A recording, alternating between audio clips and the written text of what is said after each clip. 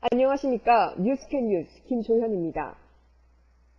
민주통합당과 통합진보당의 야권연대 협상이 합의를 보지 못했습니다. 소식 전해드립니다. 민주통합당과 통합진보당의 야권연대 협상이 결국 양당 대표가 예고했던 8일을 지키지 못했습니다. 다만 밤샘 협상 끝에 9일 낮에는 합의안이 나올 것으로 보입니다. 큰 틀의 합의는 대부분 매듭 지어졌다는 게 양당의 공통된 의견입니다. 경선 방식의 경우 민주당은 여론조사에서 경쟁력을 묻자는 데 반해 통합진보당은 적합도를 물어야 한다고 맞섰으며 이날 저녁 통합진보당이 원하는 대로 적합도를 묻는 쪽으로 정리가 됐습니다. 다만 실제 여론조사를 할 때 세부 문구를 조정하기로 해 논란의 여지는 남은 것으로 보입니다. 민주통합당의 임종석 사무총장이 전격 사퇴했습니다. 소식 전해드립니다.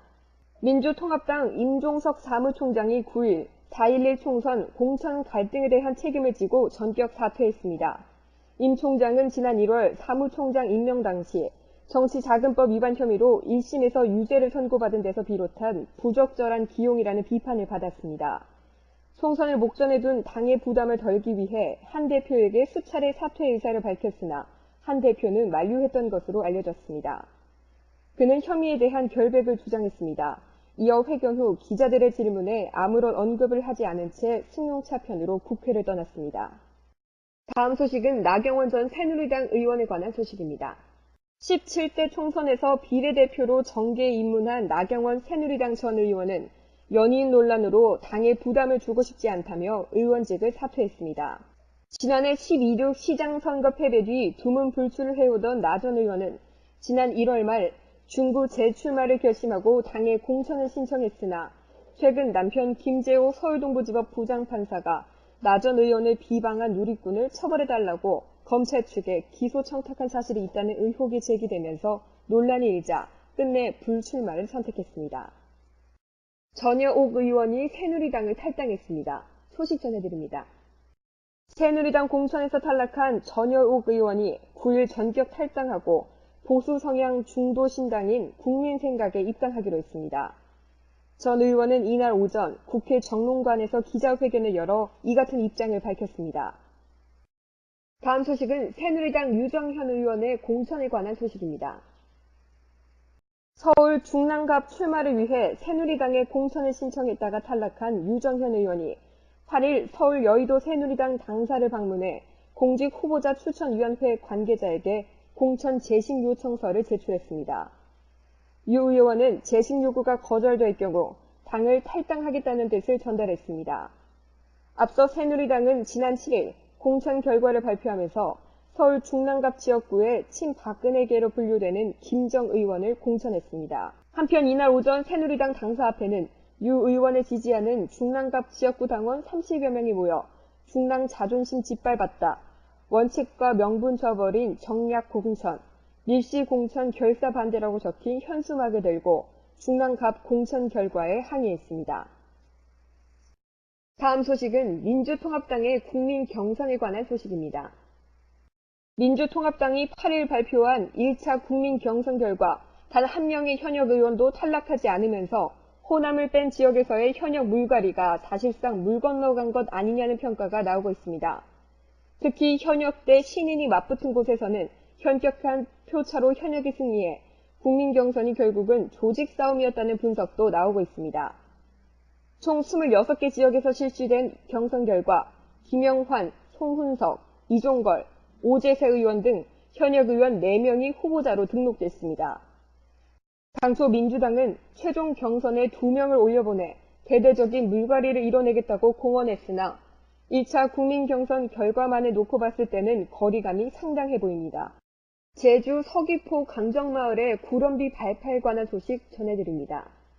제주 해군기지 사업단 측의 구럼비 해안 발파 작업이 이틀째 계속된 8일 제주 서귀포시 강정마을 현장의 사람들은 기지 건설 반대파와 찬성파로 나뉘어 강정교 양편에서 제각기 목소리를 높였습니다.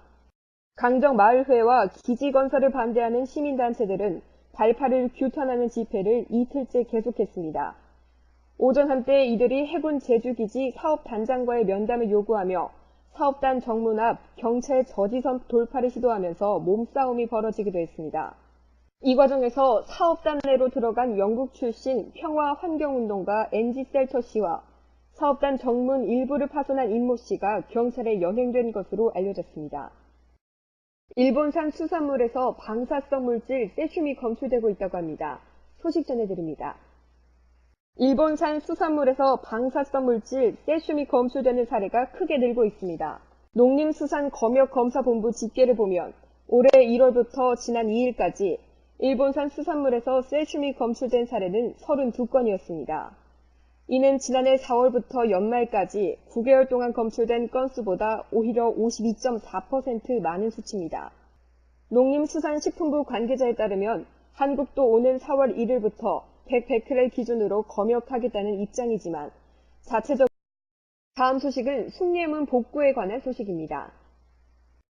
문화재청은 지난 2008년 2월 10일 화재로 훼손된 숭례문의 문물 복구와 일제에 의해 왜곡 변형된 성곽 복원을 축원하는 상냥식을 8일 오후 3시 숭례문 복구 현장에서 전통 의례에 따라 거행했습니다. 숭례문 복구는 중요 무형문화재 제74호 신웅수 대목장을 비롯한 우리나라 최고의 장인들이 전통 기법과 도구를 사용해 참여하고 있습니다.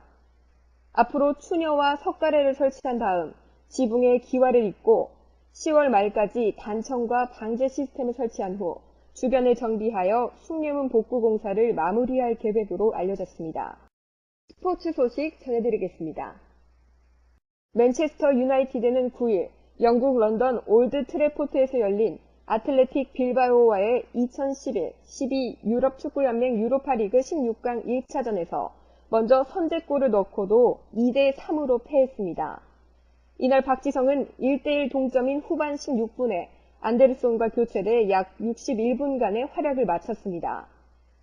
맨체스터 유나이티드는 원정 2차전에서 최소한 2골차 이상으로 승리해야 하는 부담을 안게 됐습니다. 시청해주신 여러분 고맙습니다. 뉴스캔 뉴스 김조연이었습니다.